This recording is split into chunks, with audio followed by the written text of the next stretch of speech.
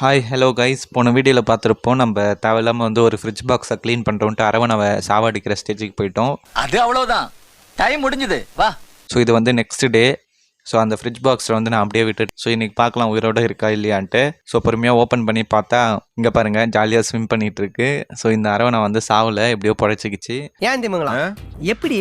அதான் முதல்ல நானும் யோசிக்கிறேன். அதே மாதிரி பார்த்தீங்கன்னா நம்ம வாங்கி விட்ட பஃபர் ஃபிஷ்ஷும் வந்து சூப்பராக இருக்குது. அதுக்கப்புறம் செனகல் ஃபிஷ்ஷும் வந்து செட் ஆயிடுச்சு. அதுக்கப்புறம் பார்த்தீங்கன்னா ஃப்ளவரானு அதுவும் வந்து சூப்பராக செட் ஆயிடுச்சு.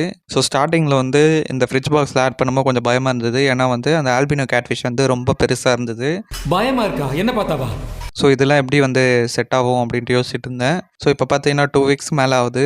சூப்பராக செட் ஆயிடுச்சு. நல்லா ஆக்டிவாக தான் இருக்குது எல்லா ஃபிஷ்ஷும்.